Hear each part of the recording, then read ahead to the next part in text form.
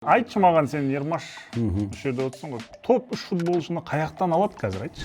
Сөйтсе, Самат Смаков ойыннан кейін тұрып, баспасөз мәслихатында төрешінің қателігі бізді ойнатпады бірдеңе. 3-0 ұтылып, мен 1-0 ұтылып қалсам, мен мақұл дейтінім де. Бір сұрақ келеді да, Ғалымжан Кенжебек не үшін Қазақстанда жүр деген. Оны негізі қуу керек па, бірдеңе істеу керек, Қазақстаннан қуып шығару керек. Бір өкініші анау оңбаған төреші иттік жасап кетті ғой, енді малдық жасады ғой. 6 жылда дейді Қазақстанда 18 кәсіби футбол клубына 200 миллиард теңгеден астам бюджет бөлінген. 200 миллиард теңге, ойлашы, 6 жылда.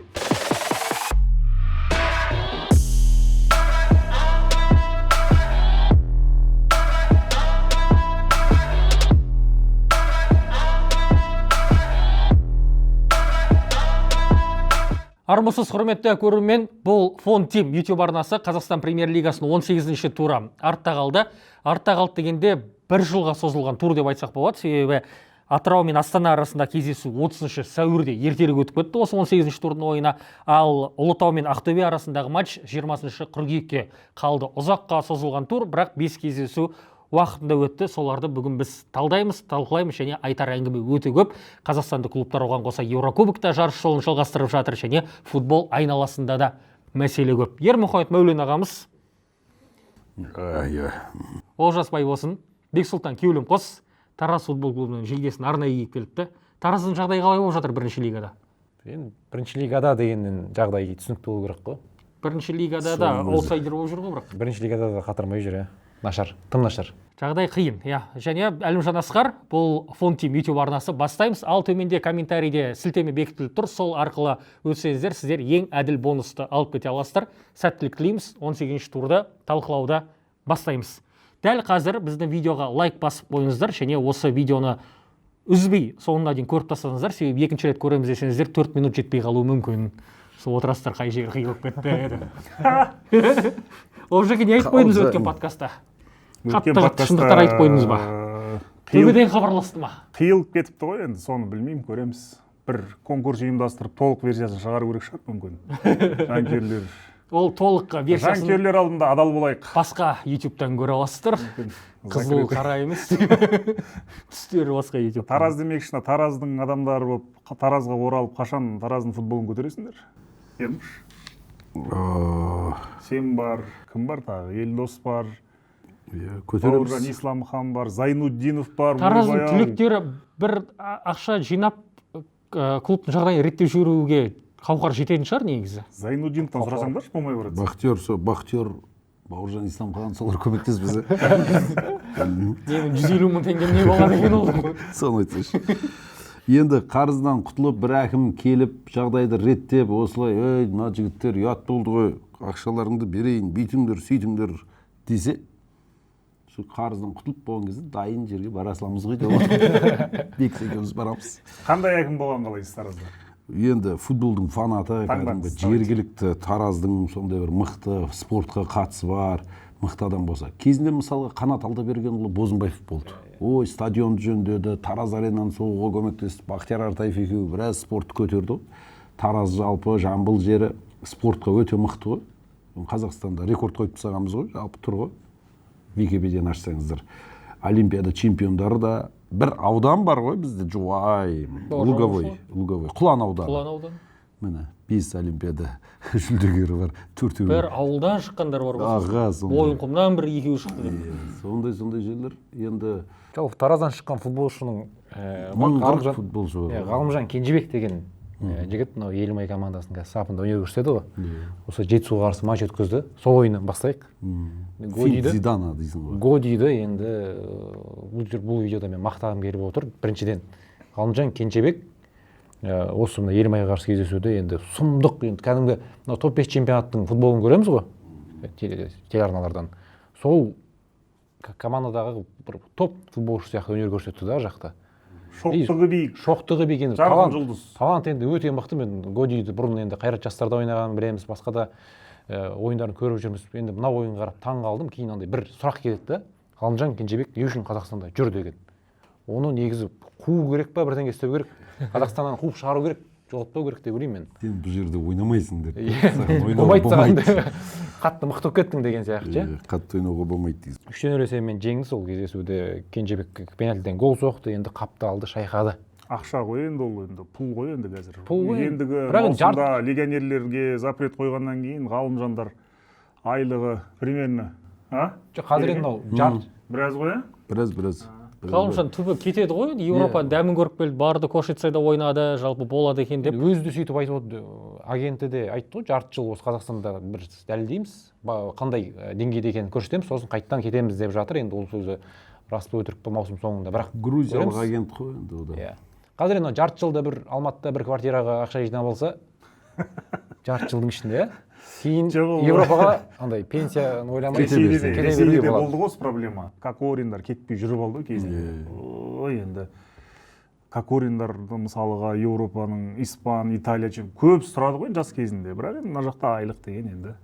Бірақ бір минусы мына ұлттық құрама жайлы бірінші кезекте ойлаймыз ғой, осы Қазақстан футболшылар шыққан кезде. Бұл да сол қапталдағы вингер.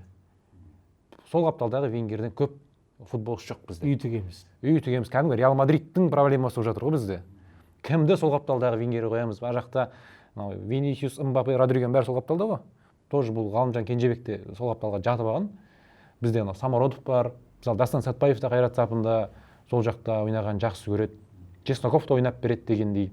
Ортаға жібереміз. Мен негіз құрамда орын болмаса да енді ортада үйрену керек па, түсініксіз енді. Сол мынау бұрын осы айттым ғой, осы 2 жыл бұрын подкасттарда айтқам, бұл қазақ футболындағы балалар футболының проблемасы ғой, анау детский тренерлер левша бала болса жақсы ойнайтын, соны алып қоя береді да, соларды көтере береді.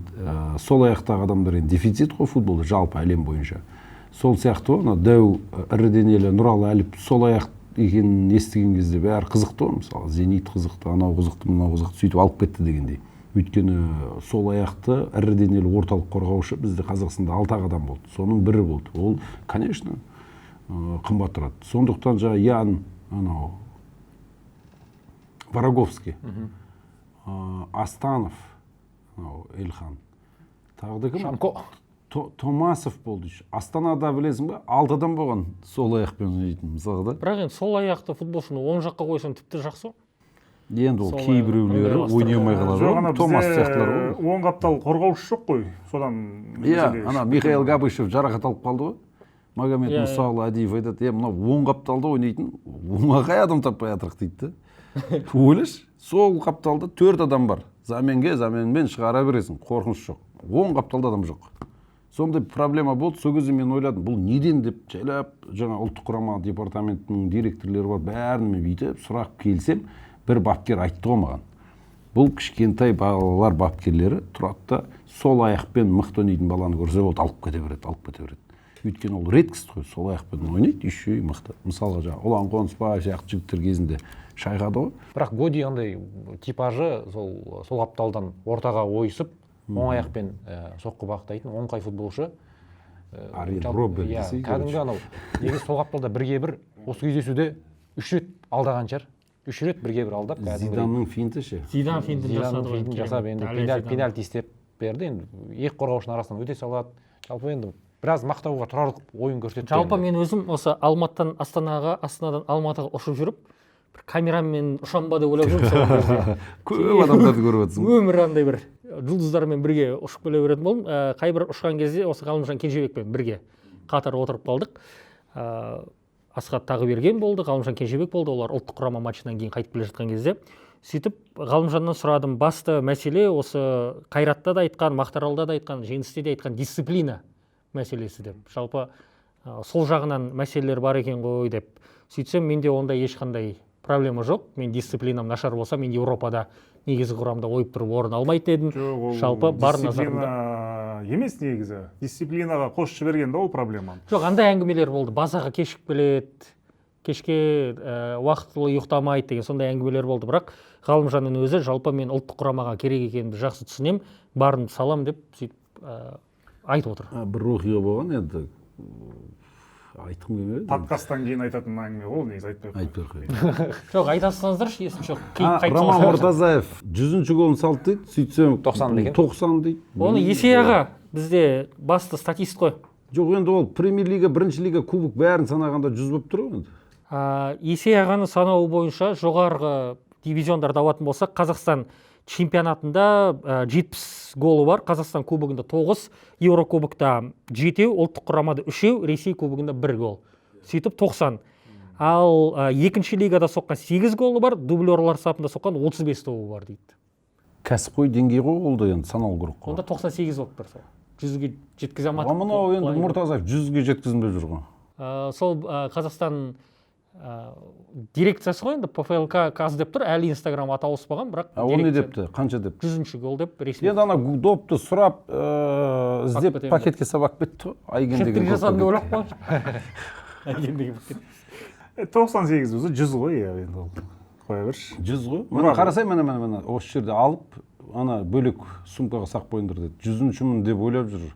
Енді білмеймін, өзінің басқа есебі бар шығар, кім біледі. Одан кейін Думан бар ғой бұл жақта, Балықбаев. Сол санап берген шығар, осы бүгін ұрсаң 100 болады деп алдап жіберген шығар. Сол үшін ұрған шығар ол. Бәріне сөйтіп айтайық та. Тағы 2 гол керек десе, келесі ойында ма? салады дегендей. Енді менше, мына ойынға қарап таң қалдым, осы 3-0 қылып өтті ғой. Иә. 3-0 деген енді айқын басымдылық, таза жеңіс қой енді 3-0 деген енді не масқара мысалы да.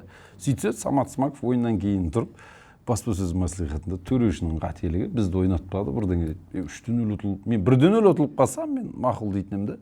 Кейін төреші айтқан уәжін естідіңіз ба? Нақты төреші қандай уәж айтқанын? Бірінші 100% пенальти болды дейді. Бірақ бірінші голда фол болды дейді, және төреші, ол әрине төреші түсінбейді, өйткені ол футбол ойнамаған дейді. Ол төреші ғой, оның жұмысы футболшы емес. Мауриньо да футбол ойнамаған. Жоқ, төреші, жарайды, бапкерлер мақұл, бапкерлер андай мостовой деген ресейліктер бар ғой. Олар бапкерлер тек бұрынғы футболшылар болу керек, футбол тәжірибесі болу керек дейді. Бірақ енді төреші деген жұмыс қой кәдімгі, бөлек қой, бөлек. Иә, футбол ойнау мүлде маңызды емес, керегі де жоқ, өйткені төрешілікке тәрбие сол 20 жастан, 21 жастан аспай оқып, одан ерте бастайды ғой, даже 17 жастан бастайды. Бірақ төреші футбол ойнамаған, ол түсінбейді. Енді Милорад Мажич, Никола Риццоли дегендер футбол ойнамаған ғой. Ешқайсысы ойнамаған негізі. Жалпы негізі футболшылардың бір меніңше 80%, 100% футбол ережесін білмейді. Ана Бауыржан Исламхан естеріңіз бе? Пенальти қайта тепкен. Офсайд болады. Қолға тиген кезде пенальти бере ме, бермей ме, сол жақтың түсіне бермейді негізі. Ондай футбол ойнайды, бар қызығы сол. Иә, футбол несі тәртібі де жаңарып жатыр. Жаттап отырмайды ғой сол сияқты. Бұрын баяғы анау последний защитник қақпа еткен кезде ол вратарь болып есептеледі деген сияқты нәрселер бар еді ғой. Ол кейін наоборот болып кетті ма, бір бөле болды. Жоқ, ол бар ереже. Офсайд кезінде ма? Иә. Екі адамға қарайсың, біреуі қақпашы, біреуі қорғаушы. Қақпашы алға кетіп қалса, екі қорғаушы, бір қақпашы. Сосын мынандай бір даулы оқиға бар. Ауттан допты лақтырған кезде ол воротаға кірсе, бұрыштама болады. Сол негізі бұрын басқаша болған ғой, сондықтан футболшылар түсінбеген. Ана өткенде бір оқиға болды, бір штрафнойдан тепкен, ол негізі не болған қандай? Свободной. Қолын көтеріп тұру керек. Иә. Дұрыс айтасыз.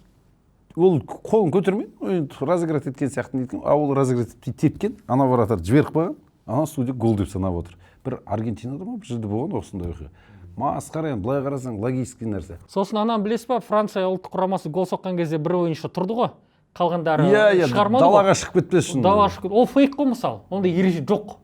Қойш, футболда бар ғой сол. Жоқ қой сол, футболшылар біреу жазған, біреуден кетіп қалғанда, сонымен футболшылар қазір сақтанып қалайық деп. Біреу қақпа ету керек. Біздің футболдағы сол проблема, мысалы біз енді еуропалық футболдан қараймыз, УЕФА, ФИФА турнирлерін қарайсың да, және сол ережелерді біз Қазақстан премьер-лигасында да көруіміз келеді.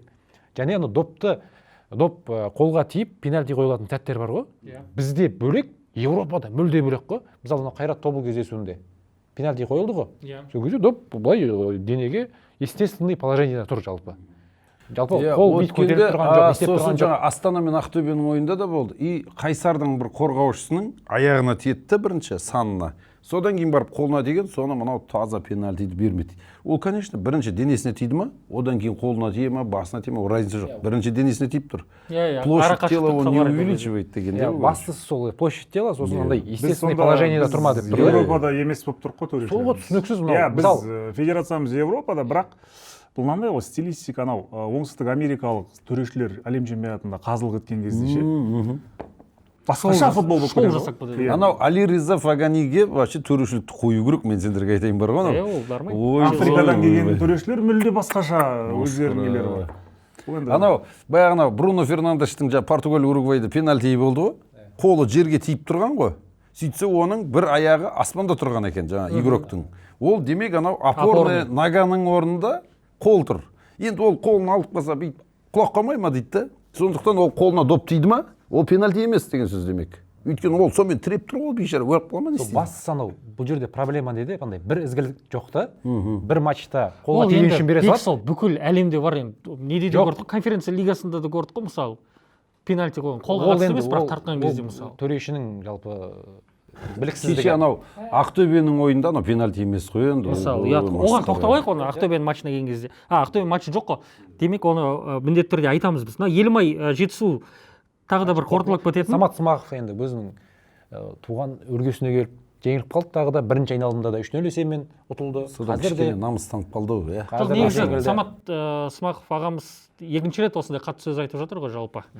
бірақ енді төрешіде футбол ойнамаған, сол үшін қате шешім деген енді ол сәл қате дұрыс емес сияқты. Лефт ойнайтын шығар ол. Негізі ол да футбол ғой мысалы.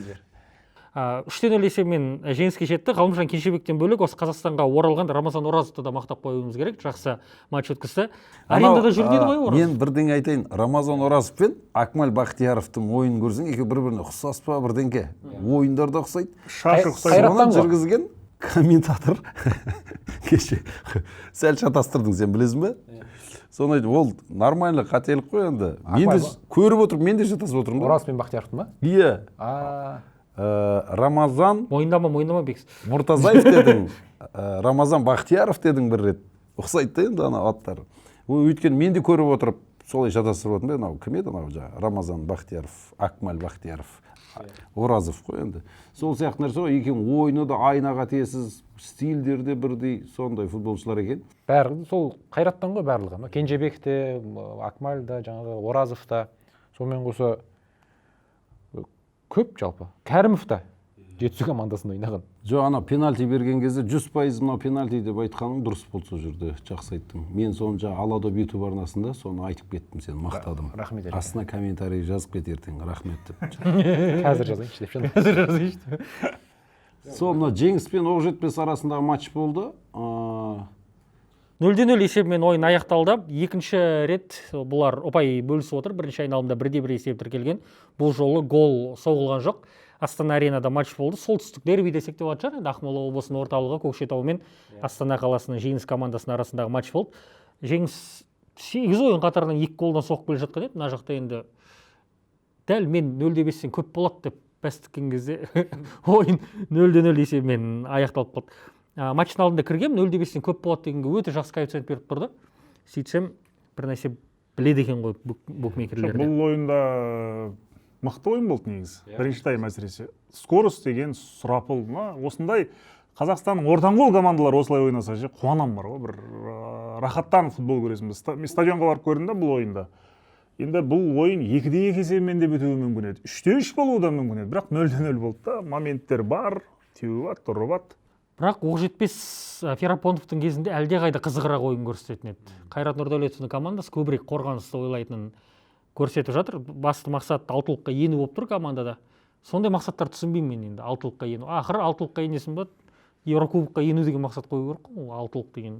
Енді өз бюджетке байланысты мақсат қояды ғой. Әйтпесе сен мақсатың орындалмаса, яғни Жетінші орын орындалмады. Жетінші орын алса не болады сонда?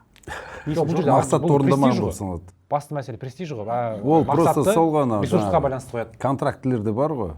Мақсатты орындаған кезде премия беріледі, бас бапкер жұмыстан кетуі мүмкін. Бас бапкер жұмыстан алып тастау үшін компенсациясы алып тастайсың, егер сенде ол бапкер мақсатты орындамаса. А мақсат қандай?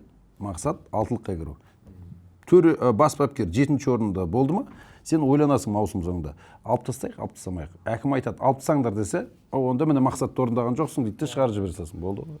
Мақсатты кәдімгі бәрі. Ол мақсат ресурстардан бая болды да. Ал бұл жерде ресурсы аз командалардың арасында осы Оқжетпес пен Жеңіс ең жақсы ойын көрсетіп жатыр. Алтылыққа кіру деген ол премьер-лигадан шығып кетпеу дегеннің сәл аржақ бер жағы. Жоқ, бір мағынасын түсінемін. Мысалы, биыл алтылыққа кірсе, маусым соңында әкімшілікке барасың да біз биыл 6-шы орын алдық, келесі жылы 5-ші орын аламыз, 3 жылдан кейін Еврокубок ол деген. кез келген чемпионатта ондай мақсат болады. Мысалы ағылшын премьер лигасында Брентфорд тұрады да, біздің мақсатымыз турнирлік кестенің жоғары жағында орналасу, яғни 10-нан жоғары деген сияқты. топ 10-ға кіру дейді. Топ 10-ға кіру дейді ғой, иә. Находиться Топ вверх. 10-ға, топ ета қалу деп қойсайшы. Ол ағылшын премьер лигасында премьер лигадан ұшпай 16-шы орын алып қалсаң бір 72 миллион евро ұтасың ба, бір бәле ғой. Лига чемпион жеңгеннен көп ақша. Как раз Манчестер Юнайтедті айтып отырсыз ғой. Ойында Дамир Марат ойнамады ғой. Алияр Мұхаммед ойнамадық, неде болмады енді. Тізімде де болмады. Травма. Бірақ сол жерде жүрді стадионның ар жақ бер жағында. Мынау енді қолда бар ойыншылармен ойнап жатыр ғой енді. Кім Қайрат Нұрдәулетов қорғаныста ойнауға мәжбүр болды, бірақ енді гол соғатын мүмкіндіктері де болды. Сосын Дәурен Жұмат енді Ойнамайды. өте нашар ойнады. Нашар болып қалды ойын, мойындау керек оны. Ар жақта Қараман енді керемет ойнады. Пастары қандай әдемі. Біреу айтқан шығар онда бүгін нашар ойнашты. Маған бұл кездесуде Әрсен Әшірбектің ойыны қатты ұнады. Ол Канте десе Канте екен. 90-шы минутта ар жақта баспен подкат жасап жүр ғой жақта. Өзі бірақ тәуекел ғой негізі ол. Жарақат алып қалса, сөйтіп баспен ұрам деп. Жердегі допты баспен ұрып отыр ғой. Аспандағы допты аяқпен теуіп жатыр деп. Канте деген қашаннан бұрыннан бар Ол ғой. бұрыннан ол сол дубль кез емес, тіпті одан да ерте кезден бастаған Канте. Өйткені еңбекқор, яғни 90 минут бойы тоқтамай жүгіреді. Орна бір мемдер шығып еді ғой, Канте бүкіл алаңды алады деген сияқты. Қараманның басы. Қараман өте жақсы ойын көрсетті, бірақ сол Жұмат кішкене қынжылтты мені. 61-ші минутта оны бапкер алып тастады, орнына Прокопенко. Қараман КТЛ доққан ғой. КТЛ да? Иә. Қазақ. Қатала. Ол Бразилияға барып қайтқан білем енді. Мен командаласым ба бұрынғы, Қараман жақсы танимын. Бұл жігіттердің енді агентмен де сөйлестік қой. Келесі маусым саудаласамыз. Бағасын Тобыл, Астана, Ордабасы, Ақтөбе сынды клубтармен сөйлесеміз. Келер маусым маусымда бычыт болайын деп тұр ғой, иә, анау 2-3 миллионмен кемеңдер деп тұр ғой. Жоламаңдар деп тұр ғой. Көрдің бе? Енді қазақ балдар ойнасын, алсын. Қазақ футболы қанша дегенмен. Жеңістің жалпы ойыны әдемі, құрамы да мықты болып тұр. Командаға жаңадан қосылған футболшылар да жалпы осал емес. Лабжанидзе ойынды күшейтіп жатыр. Осының алдында енді жеңіс керемет камбэк жасап кетті. Елімайға қарсы матчта Оқжетпеске қарсы ойында да гол соғып кете ме деп едім, бірақ тең нәтиже қатарынан жеңілмей келе жатыр.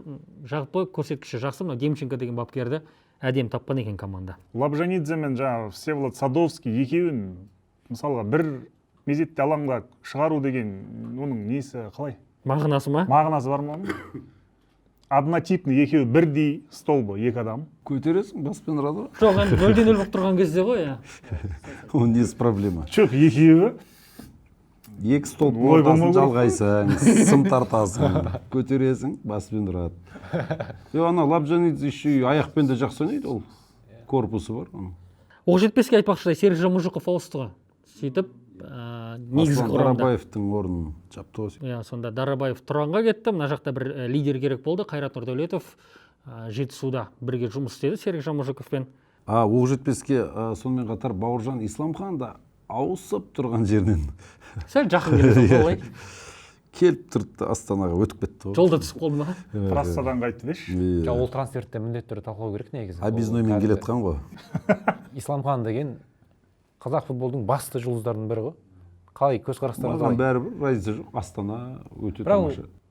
Исламханды сол жай бұрынғы бабына жақындату үшін Астана қатарына қосты деп өздері жариялады.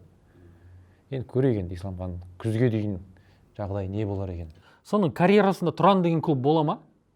Жалпы бай қандай клубтарда ойнады деген кезде Тұран қосылып тұрады? Әрине, өйткені ол трансфер маркетте жазылады ғой. Агенті сояқпен келісім шартқа отырды, ол құжат ретінде тіркеліп тұрады, ойнаған сол клубтың футболшысы болған деген сөз. Астанаға қайта оралды деп айтсақ болады, себебі Ресей премьер-лигасына Кубайнға ауыспай тұрып, Астананың футболшысы болған, 8 матчқа қатысқан. Ол кезде болашағынан зор үміт күттіретін мықты футболшы еді. Бауыржан Исламхан. Бірақ Астанада чемпион бола алмай кетті. Сөйтіп Қайратта да чемпион бола алмай, бір жан тебіреніп Ордабасымен чемпион болды. Сөйтіп Ордабасымен чемпион болды дегеніне жетті. Биыл Астанамен болайын деп тұр ғой. Тағы да күміс Астанада ортада не болып тұр ғой? Креатив жетіспейді.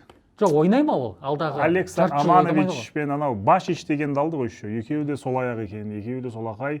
Башичте Еврокубокта жақсы жүргіздіңіз ғой бай. Иә, Макс Эбонг бар ғой енді, ол позициялар енді нормально енді қалыптасқан Астанада. Бірақ андай креатив беретін, кәдімгі бір әдемі пастар беріп жіберетін, тәуекелге барып бір ойнайтын Бауыржан Исламхан әдемі келді негізі Астанаға. Егер мүмкіндік берсе ойнауға. Енді ішкі біріншілікте ойнайтын шығар енді Еврокубокта ойнамаса. Жоқ, ойнайтындай жарақаттан айықты ма? Оны ел классика YouTube арнасында білеміз. Жарақатынан айыққан шығар. Енді Елдос Ахметов ағамыз келесі шығарылымда келген кезде міндетті түрде сұраймыз. Астанада ол полноценный бір айдан асып қалды, осы жақта жаттығу жасап жүр ғой. Астананың маған Григорий Константинұлы Бабаян айтқан ұнады. Бізде футболшыны қайта қалыпқа келтіруге жағдайлар жақсы жасалған деп. Сондықтан жалпы бізбен бірге болып, бұл медицина жағынан, қайта қалыпқа келу жағынан көмектесіп жүреміз деп отырған. Тобыл мен Қайрат арасындағы матч, тамаша ойын. Тобыл үздіктер қатарында келе жатыр. Қайрат пен Тобыл екеуі көршілес, екінші және үшінші орындағы команда. Бірақ Қайрат осы матчта жеңіске жетті де Астанамен ұпайын тең қылды. Енді бірінші, екінші орында бізде 40 ұпайы бар, 1-2 команда бар. Тобыл мен Қайрат матчына Олжеке бір комментарий беріп жүрсеңіз. Өте тамаша ойын, қызық ойын. Тобыл командасының ойыншылары бірінші тайм аяқталуына бірнеше секунд қалған кезде концентрацияны жоғалтып алып гол жіберді. Сол жерде бәрі Тобыл үшін бітті ғой енді. Өйткені екінші таймына отыграть ету керек болды тағына. Ермаш айтпақшы, ләләк етіп шабуылдай берді. Қарсы шабуылда Дастан Сәтбаевтың 3 защитникті алып кетіп барып Громыкоға берген пасын айтшы. Турдың басты хайлайты. Мынау негіз бар ғой, ең соңғы жаңағы ауыр гол болды ғой, Қайраттың голы же. 40 қаншаншы мейді? 45+1. 45-те ұрып кетті ғой, ойбай. Сол ауыр тиді Тобыл ойыншылары. Раздевал. Негізі Мынау еще қандай гол қараш, болмайтын жерден комбинация. Мынау еще денесіне, қолына тиіп келіп, Сәтбаевқа келді, Жоржиня гол ұрып кетті. Жылдам екен тегі. Өте тамаша пайдаланып кетті. Жоржиня осы 44-ші минутта енді под раздевалку дегендей сөйтіп гол ұрып жіберді. Жоржиня деген дәл қазір Қайрат сапындағы ең үздік ойыншы. Чемпионаттағы үздік ойыншы деп айтар едім мен. Пайдалы ойыншы болып тұр, Өйткені нәтижелі пас берген, 7 гол соққан чемпионат. Техникасы керемет. Енді Еврокубоктерде де осы ғой ойнап жатқан. Олжеке, сіз Эльмосойди гол соққан кезде ойынға интрига оралды деп пікір айттыңыз. Жалпы соған сендіңіз ба, осы Тобыл теңестіріп кете алады деп? Әлде қызықтырып жібергіңіз келді ма? Жоқ, Тобылдың жеңіске қарсы 0-2 жеңіліп атып 2-2 істеді ғой осы чемпионаттың ойында. Соған ұқсас болып келе жатыр деп енді қыздырасың ғой енді эфир болғаннан кейін. Бірақ енді қызыл қағаз алып қойған кез ол кезде. Жоқ, қызыл қағаз артынша алды осыдан кейін. Артынша алды? Сен алды 2 минуттан кейін. Бірақ Тобыл командасының несі жетпей қалды негізі физикалық тұрғыда. И мына Поляға көп су сеуіп жіберді ма ойынның басында, құлай берді ғой, тебетін кезде құлап қалай. Чесноков та бір. Мына қараса 3, 4, 5, 6, 7, 8 ойыншы тұр ғой. 8 ойыншы тұр ғой. Екеуі. Вратармен 9 ойыншы. Аналардан 2 адам келіп отыр. Дастан Сәтбаев и Громыко. Не масқара болсын да. Дастан Сәтбаев мақұл 3 футболшыны алдап өтті. Одан кейін доп қанша футболшының арасына өтіп кетті. Ол позициялық қателік. Громыко артқа қарамайсың, анау вратардың алдында не қылып тұр, анау Эдеден қойдың, по-моему. Иә. Қара нәсілді бір ойыншы. Мынау. Не қылып тұр ол жерде вратардың? Брага ғой деймін. Вратардың алдында не теріс қарасай, бір адам өзі бұл штрафной площадьтың ішінде өзі бір адам. Соны жауға болады элементарно. Бір бапкер бар еді. Бір сөзі бар енді оның қазір. Айтайын осы жерде. Расизм деу. Бірақ ол бапкердің айтқан сөзі да. Телебағдарламада ма? Жоқ, бұлай ауызша айтқан ғой. Сен айтып отқан монтаж ол. Карпинді айтып отырсың ба сен? Сіз кімді айтып отырсыз? Осы Қазақстанда. Болды, онда айтпаңыз. Онда айтпаңыз. Қорғанысқа, жалпы қақпаға оларды жақындатуға болмайды дейді. Ауыр сөздер енді. Бойы ұзын футболшыларды жақындатуға болмайды деп жатыр ма сонда? Бір қинайды ғой. Ахмет Елмес Сауди футболшы. Гол ұрды. Бұл жерде енді Тобылдың жанкүйерлері маған кеше хат жазды. Мен Тобыл фанаттармен енді жақсы араласып тұрамын ғой. Сосын бір комментарий оқыдым, мен таң қалдым. Төреші Тобылды сүйремекші болды деп жазады да. Не әңгіме ол? 3-1 ұтылып қалды. 3-1 отыр. Болат Сариф төреші оған бәрібір ғой. Қырылып қалса да. Бұл жерде сонымен қоса 2 договорняк ойнамайтын клуб кездесіп отыр ғой айтпақшы. мін пожалуйста міне футбол Қалай договорняк бар бұл жерде? Сахи бол төреш. Басқасы. Сахи. болат сариф емес па Басқасы Данияр Сахи бол, Сахи. Сахи. мықты төреші болды үшін Жоқ, Сахи кәдімгі. деп жабасыласың Сахиға футболшылар өзінше қысым көрсетпекші болды көрейікші ойында. Қайда қалды ма Әдедем Мессиге қызыл берді ғой. Негізі оның алдында ол қызыл прямой алу керек еді. Иә. Глазерге қарсы Сәл ереже кешірді бұзды. да ол. Сосын мына жерде енді бұл енді дұрыс шағым айтпаса да болат болады. сариф судить ету керек болған ол просто европаға кетіп қалды ғой бір матчқа кетіп қалды олар Жальгирис кім жоқ бір Боснияға ма бір жақ Болгарияда бір ойнады ғой конференция лигасында сол жақта судья болды олар біздің бригада қазақстандық конференция лигасының Арда деген команданың ойын төреші болды иә Сахи судить етті өте тамаша ешқандай алып қосар ештеңе жоқ бұл жерде жаңа тобыл жанкүйерлердің айтып отқаны неге именно осы ойында қайраттан ауысып келген Устименко вратаға тұра береді Сол дұрыс емес. Сұлтан Бусурманов еді ғой дейді Бусурманов өткен ойында Ақтөбеге қарсы матчта 8 сейв жасап үздіктердің қатарында табылған жоқ. негізі бір нәрсе айтайын бұл тобылдың басшылығы бәрі көреді ғой бізді қазақтар ғой тыңдайды ғой деп ойлаймын қақпашы сатып алу керек бұларға бұлардың Немесе шешу керек бір қақпашы соңғы нақты. 3 жыл қақпашымен жол болмай жатыр бір рет Мұхамеджан Сейсенді алайын деп тұрған жерден пойыздан қайтарып алды кетіп бара жатқан жерінен Жалпы мынау Астана жолда болса қиын екен, иә? жолда қиын объездноймен өтпеңдер істеймін ғой постоянно енді сондай ғой енді сондықтан бір нормальный вратарь алу негізі керек қой мынау Устименко нормально тұрды бұл ойында. Ой, Сейфтар қайдам. болды. Бүгінгі ойында Бірінші таймда. қақпашының кесірінен жеңілген жоқ жалпы. иә жалпы деймін бірақ төбе ауыстыру керек ол болмайды ол басқа ойындарда болып жатыр ғой оқиғалар сол сияқты ғой жоқ оның алдыңғы жылғы бұл жақта қақпашыларға да еще менде әңгіме болып тұр ғой не қылу керек анау Миладинович деген травма қалған қорғаушы жоқ болды Асранқұловты ортаға қойып бастады ғой ойынды. конца бұлар года ойнамайды деп Үш орталық қорғаушымен ойнады ғой тобыл бұл ойында. Асранқұлов сол қапталдағы. Асранқұлов басында Орталық центральный қорғаушымен- защитник болып бастап кейін өтті қой болмайды екен деп Жагоров оң қаптал қорғаушы болып жүр мысалы Жоқ, Жагоров емес. басында бірінші несінде Жұмашев оң қапталдағы батарея болды. Ал Жагоров сол қапталға кетіп қалды да удаление аптында дейсіз ғой ал Асранқұлов болса орталық қорғаушы болып жүр. Бірақ андай үш орталық қорғаушы болған кейін кезде. Асранқұлов өзінің несіне барып алды да анау Качич деген біреуді апты ғой Немания деген сол ойнады енді ол да сәл шірітті да жоқ ойынның жалпы сапасы мынау салынған голдар мынау трибунадағы адамдар өте күшті жақсы ұялмай көрсететіндей матч Мынау болды негізі андай чемпиондыққа лайық командалар жоқ, лайық команда дегенмен андай чемпиондық тағдыры тобыл үшін шешілген матч болды деп ойлаймын енді. Тобыл бұл ойыннан кейін әлі де шанс бар үміті үзілді деп айта аламыз ба? Ерте, ерте. чемпионатта екінші рет жеңіліп отыр екі ретте де қайратқа Жоқ, жеңді сол жоқ бір матчы бар әлі ойналмаған тобыл иә бәрібір де анау қайрат пен тобыл ойынын көріп енді қайраттың мықтылығы кәдімгідей басым екенін көріп отырмыз ба? Чемпиондықтың тағдыры ортанқол командалары қарсы матчта шешіледі дейді. Ортанқол ол да рас, бұл бірақ матч бар ғой Тапалов қатты ойнап кетті Пастары қандай болды? бұл жерде Қайрат жақсы ойнады қайрат енді ертең анау Объективно Қайрат Кукс мықты. деген команданы жеңіп кетсе агараки келесі ойыннан ұтылса да Еврокубогы көп қой оның ол әлі қиын жағдайлар бар қайратта ол оны сентябрь ноябрьге шейін ойнайды құдай қаласа деп Іріктеуде әлі кемі 5 матчы бар. иә сондықтан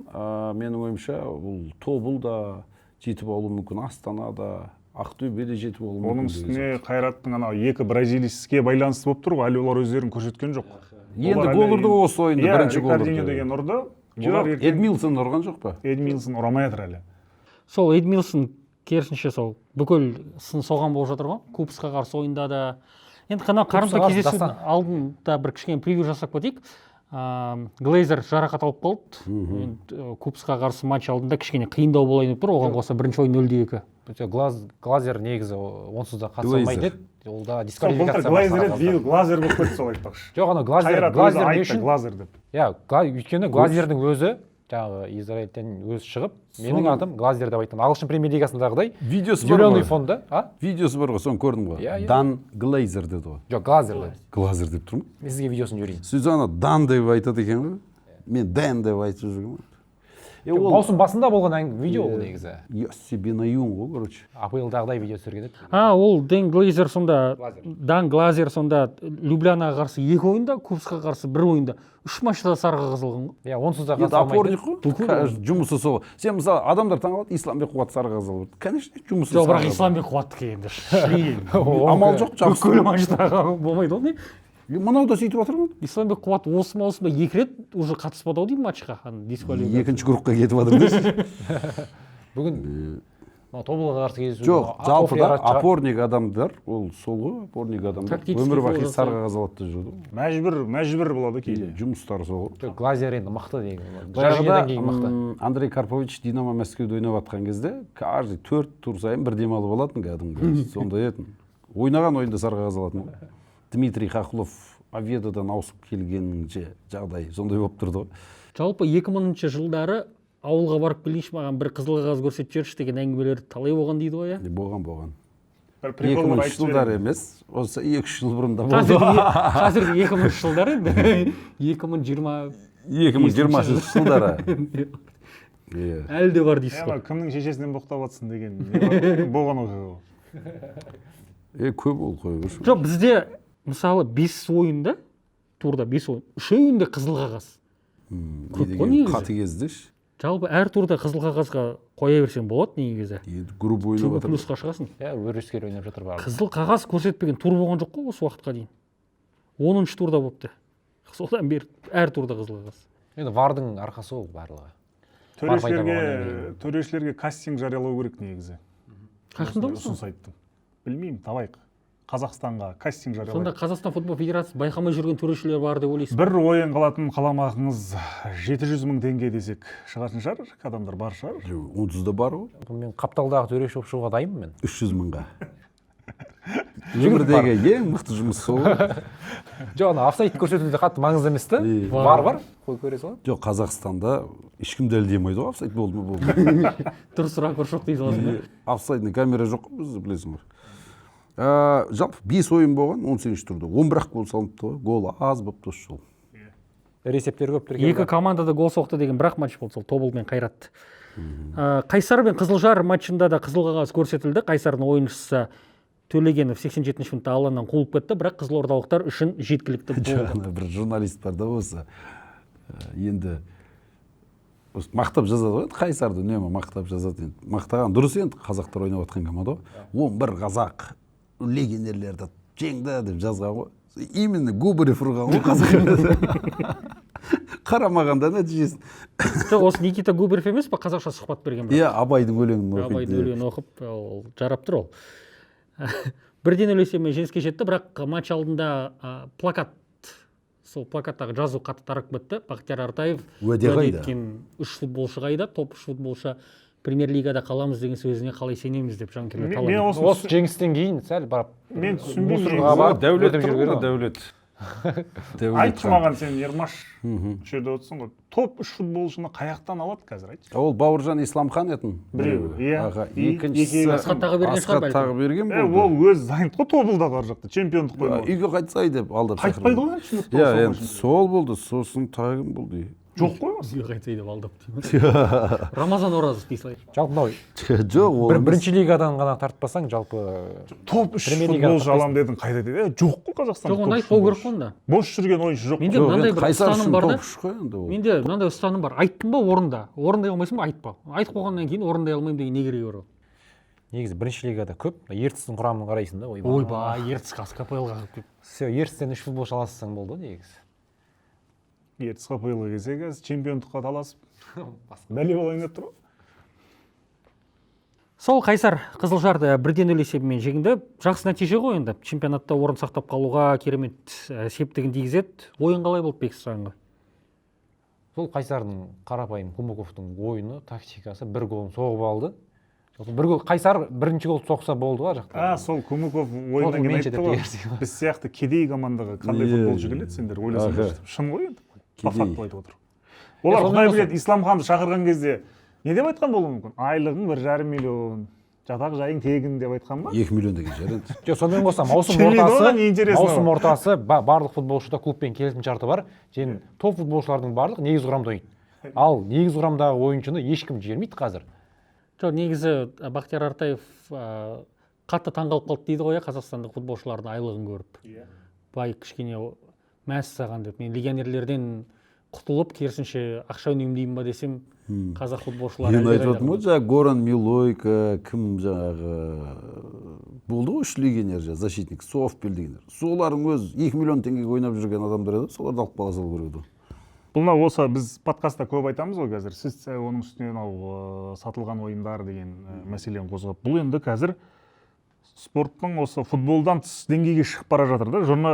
Депутаттар талқылап жатыр уже. Бұлардың нелерін оқысақ, жаңағы Абзал Құспан ағамыздың жазбасын оқыдыңыз ба? Мені белгілепті, бірақ мен қарай алмадым, сол интернет болмады. Мен ауырып жаттым да. Бұл енді жаңағы мынау футболдағы айналып жатқан ақшаға таң қалған ғой олар. Айлыққа, легионерлердің айлығына, жаңағы бапкерлердің айлығына таң қалып отыр. Ондай деңгейде айлық алатын адам қалай бізде бар ма деген сияқты. Ол теневой ешкім мән бермеген ғой. Футбол өзімен өз болып жатқан, жүріп жатқан, кетіп жатқан. Депутаттар мына жақта важный жұмыстармен занят, то есть.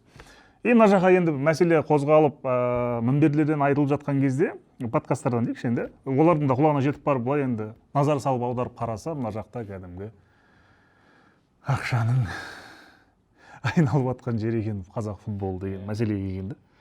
Сол үшін жаңа Қайсарға ол 2 миллион теңгеге сапалы футболшы бармайды, 4 миллионға да бармайды, мен айтайын. 7-8 миллионнан басталады. Келесі жылдан бастап 7-8 миллионға да таппайсың сен уже болды. Тұран мен Ордабасы арасындағы дерби 4-0 есебімен Ордабасы жеңіп кетті. Соңғы минутта 90+6 минутта Сергей Малый нүктесін қойды, 4-ші гол соқты. Өте ауыр матч болды мен үшін. Не үшін? Мен енді бірінші таймда Ордабасы 2 гол ұтсайтын шығар деп ойладым ғой. Бірақ бар күшті екінші таймда қалдырды. Тұран біразға шейін ұстады. Тұран негізі гол ұрып кете жаздады ойындар. Бірақ енді анау Наумец деген ойыншы алыстан тепкеннен кейін мен айттым, қазір крышка ашылды дейді ғой анау орысша. Сондай крышка ашылды. Содан ары қарай қақпаға кеткеннен кейін, Қазанның қақпаға кеткеннен кейін Ордабасы ойыншыларынан ұят кетпей ме? Топырлатып 4 гол ұрды осы жерде. Осы қақпашыны неге кеше Астанаға қарсы ойында 7 гол өткізіп алған қақпашыны сонда қайтып шығара сала ма? Басқа вратар жоқ қой. Кеше ғана алды, инсайт ретінде айтайын, бұл Хантенгридің қақпашысын алып Тұран. Әлі заявкаға қосып дейін. Бізде заявканың уақыты 30-на дейін созылды ғой енді жалпы. Тұранда қосылып құрамда қақпашы жоқ қой? Енді айтып тұрмын ғой, Дәурен ба? Дәулет деген бар баланы алды кеше. Кошевтың өзін тауып алғанын айтамын да. Соны кеше мен инсайт ретінде жазбадық та қойдым. Мен инсайттарым бар, ұмытып кетеміз оны жазуы. Жаңағы әңгіменің несі жаңағы. Дәурен Тоқмағамбетов деген бала екен. Жазбан. 6 жылда дейді Қазақстанда 18 кәсіби футбол клубына 200 миллиард теңгеден астам бюджет бөлінген. 200 миллиард теңге, ойлашы, 6 жылда. Міне. Қайқа бөлінген? Футболға. 6 жылда 200 миллиардтан астам. Футбол клубтарына. Енді ол бөлмесең жабылып қалай деп тұр. Жалпы бюджеттің жабылмайды ау. Аз ақшаға ойнай береді. Осы қазақ футболына жарылып жатқан бюджеттің сол 80% мемлекеттен ғой. Сондай. Барлық. Яғни сол ақша тоқтатыла ма, болды ол жақта жағдай бітті дей берсең болады. 80 деп сен аз айтып қойдың ау деймін. 90 емес пе? Жоқ, қайраттар. Мүмкін анау квази государственный компаниялар жартылай бар. Қайрат бар ғой. Бірінші лигаларда толық мемлекеттің мойнында ғой. Екінші лига UEFA сайтынан оқыдым. Кім бар ғой? Акас бар, Хантенгри бар, К-дан келетін тағы бір команда бар, Кипс деген. Солардың бәрі частный клубтар ғой. Жайран деген частный клуб. Жоқ, премьер-лигада енді Қайрат бар дейміз, бірақ Қайраттың академиясына жылда Алматы әкімшілігі ақша бөледі ғой. 700 миллион теңге. 800 миллион. Футболда, мысалға, сол футбол клубында немесе сол структурада жұмыс істемей, өте көп ақша тауып жүрген адамдар бар ғой мысалға. Бірақ өздерін агент деп есептемейді. Осы уақытқа дейін бұл мәселе неге назардан тыс қалды дейді. Себебі құқық қорғау органдары және қадағалау органдары көбіне мемлекеттік қызметкерлер мен шенеуніктерді бақылайды. Олар бақыламайды. Бізді бақылайды деп тұр ғой сонда. Түсініп отырсың ба? Сол жақта, мына жақта ақша айналып жатыр, бірақ нәтиже. Біз сонда футболға назар аудармай жүрсек, сол жақта екен ғой бәлем бәрі деген сөз ғой. Енді назар аударады ғой. Енді жақсарады меніңше. Агент деген ұғымда, шетелге қарайсың да, агент барлық Еуропада, барлық жерде бар, бірақ ол жерде комиссиясы олардың 5%, 10%. 10%. 3%-дан асыруға болмайды деген мысалы лигаларда ереже бар. Иә, келісімшарт болған кезде ғана подписной бонусы бар, соған мысалы кіріп жіберу мүмкін шығар. Ресми ғой, былайынан шығарып бере салады ғой, черный касса деген бар ғой жақта. Ол жерде де бар ма? Әрине. Минорайолалар Бірақ енді 50%-ға дейін деген жоқ шығар енді. Иә. Енді Еурокубоктарды айтайық, осы премьер-лигада матчтар аз болды, оған қоса Астана Атырауға қарсы матчын өткізіп қойды, 2-0 есебімен жеңген. Ақтөбенің ойыны кейін болады, қыркүйекте болады деп жатырмыз. Еурокубокта мен бір қызық ойға келдім. Ақтөбе жеңіске жетті, Астана тең ойнады, Қайрат жеңіліп қалды. Бірақ әзірге келесі кезеңге өтуге мүмкіндік аз Ақтөбеде болып тұр. Бір өкініштісі анау оңбаған төреші иттік жасап кетті ғой, енді малдық жасады ғой, оны неменеге істейміз, оны ол Сенің теорияң бар ғой, осының алдында айтқан. Соны адамдар келізіп жатыр. Оқыдың ба? Иә. жалпы мынандай қызық нәрсе болды. Договорняктардың амбассадоры болып алдыңыз ғой сіз. Иә. Кез келген матчта кітап жазам ғой маған. күмәнді нәрсе болса, астына Ермұхамед Мәулен дұрыс айтыпты ғой деген әңгіме болып жатыр. Қайрат пен Купсыз арасындағы матч 0-2 камбэк жасай аламыз ғой, Олжеке, Құдай қаласа. Жасайды. Мен сеніп отырмын. Мен көрдім бұл ойынды. Масқара момент болды ғой, Қайратта 4 гол ұратын. Ана штанга, қақпашы тосып қойып жатыр. Громыко мен ана екеуі қалай гол ұрма түсінбедім. Осы жол 3-0 қылып ұту керек Қайрат. Мен сенемін. Олар еще через Стамбул қиналып ұшып келеді екен. Иә, чартер жоқ. Чартер жоқ. Ақша жоқ. Кейін Дастан Сатпаевты шығару керек, бірінші минуттан бастап. Иә, сол ұрады ау. Негізі сәл құрамды қате жинадып, Оразбақтин онда айту керек. Иә, бір түрлі жасап шығар. Жай ғана анау Сатпаев, Олимпия Сол Люблянаға қарсы. Оразбақтин сол құрамды өзі шығармайды ау. Қайрат Айтады Сәбитов оған, сен нан шығарасын. Жоқ, Дастан Сатпаев анау Люблянаға қарсы кездесуде нашар ойнады, екінші кездесуде. Сол үшін Салфеткаға шыққан жазады ау. Бірақ қазір енді Тобылға қарсы мықты ойнады. Сол себепті Нормально қағазға жазса болады. Шығарады мен. Зимбрудың матчын жүргіздіңіз ғой уже. Иә. Былай қатты Зимбру деген алып баратын команда емес Мен еді. көрген жоқ. Ой, қалай басталмай жатып битті ғой. Сол жерде журналисттер жүрді ғой енді бірнеше. Состав шықты. Мынау жынды, мынау Чондрич қайтып қойып қойған. Чондрич бүкіл әңгіме соған келеді да. Ана гол енді соққы базар жоқ. Өте керемет орындалды. Бірақ жақын бұрышқа теуіп отыр. Өзі сол жерде тұр. Ұмтылмайтыны күйдіреді ғой. Бүйтеді ғой. Ұмтылмайды, сол күйдіреді. Иә, бит барып құласа бір әрекет Е-мая күйдіріп жібереді адам деп. Ары қарай енді білмеймін. Кірмей қойды, Томасов ана жерде қалай ұрмайды ана голды. Башич құтқарып кетті. Камараның мүмкіндіктері. Сол қатты бір асығып ойнай ма, бір Камараның да нелері бір түсініксіздеу. Сосын анау Самай деген бар ғой, мықты екен. Ақшаш көрдім, ана Самайыңнан деген ба? Осыны айтып жерін деп қой жерде. Тіріті Самай дегенді айтпады. Меніңше өтеді жауап ойын. Иә, өту керек. Спарта мен Ақтөбе арасындағы матч 2-0 болған кезде әлде қайда сенімді баратын едік, бірақ Спартадан ондай қатты қорқудың да керек жоқ екен. Міне Ақтөбе көрсетті, өте сенімді ойнады, жақсы матч өткізді.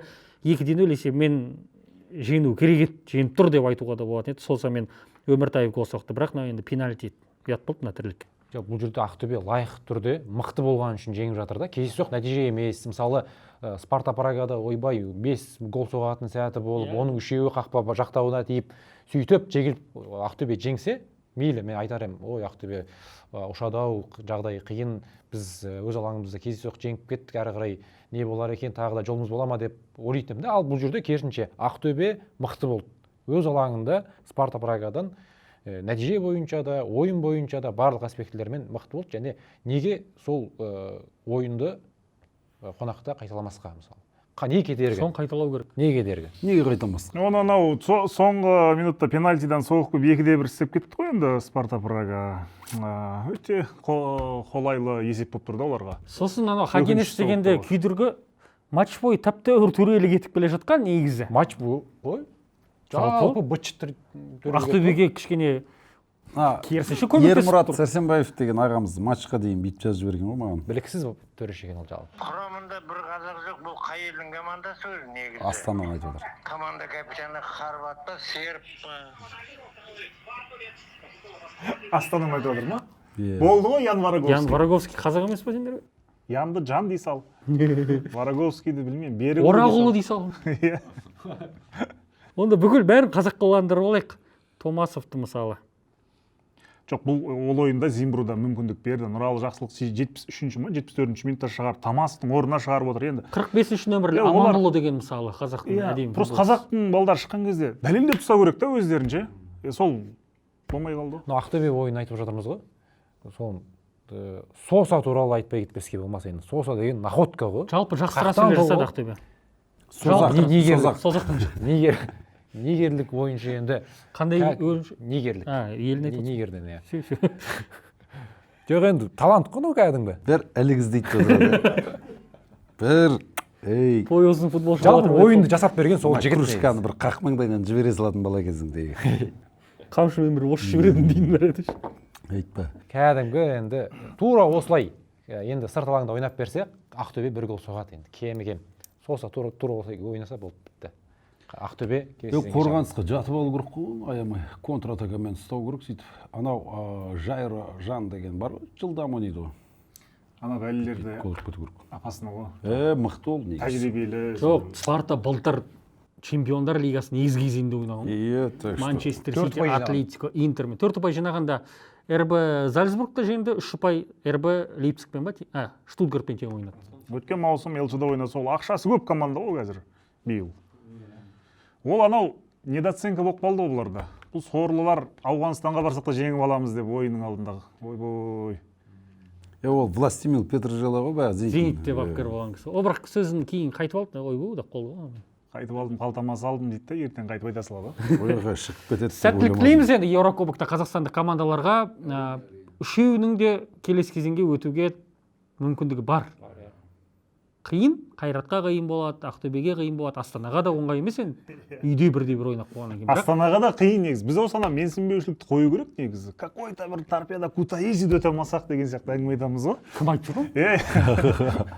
Баяғыда мен боксқа қатысып үйге келіп былай өзім көрсете беремін ғой, кішкентаймын ғой әжеме. Әже, мен ана балам бүйтіп ұрам деп. Балам ол да қарап тұрмайтын шығар енді. Сол сияқты ғой, енді олар да қарап тұрмайды, ойнайды ғой. Так что ертең Зимбрудан Астана өте алмай қалса, мен таң қалмаймын тоже. Біз енді қазақстандық клубтарға сәттілік тілейміз. Подкасттың аяғында дәстүр бойынша 18-ші турдың үздік футболшысын, үздік голды және бапкерді анықтауымыз керек. Арасына Атырау Астананы қосып жіберсеңіздер болады негізі. Осы турдың ойыны деп па? Осы турдың ойыны. Баяғы анау пенальти болған ойынды айтып отырсың ғой сен. Абзал Бейсебек. Біреудің аяғын негізі ерте емес па? Әлі Ақтөбенің ойыны бар. Ұлытауды күту керек. Онда қыркүйекте ма? Осы 5 ойынның ішінде бізде енді ЖБ вариант бар ғой негізі. Ғалымжан Кенжебек Зиданның финтін жасағаны үшін де бере салуға болады. Қалған мықты ойнады. Дастан Сатпаевты 3 футболшыны алдап кеткен үшін. Сатпаевты қосып алады, өйткені бұл турдың басты кездесуінде перформанс жасады. Әрине. Сен кімді айтасың? Бірақ Кенжебекті айтамын. Бәріміз төртеумізде Кенжебекті айтып тұрмыз ғой. Үздік голға сол Громыканың голын айтайықшы, Дастан Сатпаевтың пасы үшін.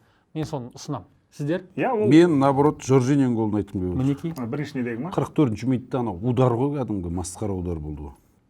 Ударды қоя бергенде анау Громыко екеуі ұрды ғой. Громыко пас берді ғой бірінші Сатпаевқа. Иә. Сатпаев қайтарып берді, мына ұрды. Ана жақта 9 футболшы.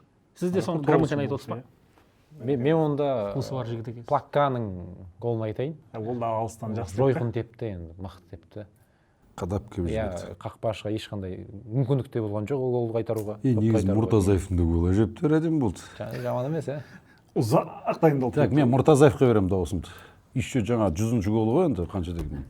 Мұртазиньо. Давай. Плаккаға. Үздік бапкер атағын кімге бересіздер? Мен осы Виктор Кумыков мырзаға бермеппін дауысымды, бірақ мен оның фанатымын. Виктор Балютұлы дауысымды сізге бердім. Так, мен онда кімді таңдасам? Жалпы нұсқалар көп? Мен Қайраттың бапкері Оразбақтинді айтайын. еңбегі бар ғой. Басты бәсекелесін жеңді ғой. Сол кісі ғой былтыр чемпион қылған ше. Рафаэль Соны менсінбейміз ғой подкастта отырып. Енді ол тренер емес деп. Ондай болса аз матч өткізді былтыр, 4 матч. Үздік бапкер онда Қайрат Боранбаев сіз айтпақшы. Иә, әне қосыламын. Мен айтқан жоқпын. Жоқ, енді құрамды өзі таңдамайды деп жатыр едіңіз жаңа. Бірақ Оразбақтин, мен келсем Оразбақтинға. Үшеуіңіз Оразбақтин ба? Мен Виктор Кумыков. Оған да келсем, Қайрат Оразбақтин. Менен жоқ десе. Оразбақтин. Негізі Демченко да жақсы бапкер. Онда мен соған бердім десе. Қайрат Оразбақтин деп тұрып қой болды ғой. Қайрат Оразбақтин деген бұл қандай команда? Жаңадан тренер Қайраттың тренері Оразбақтин деп жоқ құраманы таңдайтын бапкер бар, сосын андай бір жақта анау қосалқы қанның қасында тұратын бір мужик бар ғой, Оразбақтин ба, сол жалпы былай жүретін бір мужик бар. былай жібердім. Окей, онда осымен біздің бағдарламамызды аяқтаймыз. Арнаға тіркеліп қойыңыздар, лайк басып, сіздер де пікірлеріңізді жазсаңыздар болады. Ермұхамед Мәулен, Олжас Байбосын, Бексұлтан Кеулімқос. Осы Бексұлтан Кеулімқосқа 5-ші стөл әкеліңдер деп жазып жатыр комментарийге. Жоқ, сен арқысын ғой сүйіп кетесің. мына столды не қылу керек? Созу керек та. Сосын ерсін ерікті шапалақпен тарс еткізіп қуып жіберу керек қой, бұл жерден болды. Сенің орның емес бұл жерде отыратын. Ерсін. Ол ерсін келетін болса, ана Құдай тамақтағыдай ұзын стол бар ғой, бүйтіп ауылда. Тоғып па? Иә, сөйтіп жаю керек қой. Жоқ, Бекстің бір минусы бар да осы негізгі құрамға әлі басақ. Бекспен бірге ұшып жүрмін да қазір. Қасымда адамдар ауыспай жатыр да самолетта. Ай. Жарайды, әңгімелерің сұйылып кетті ғой.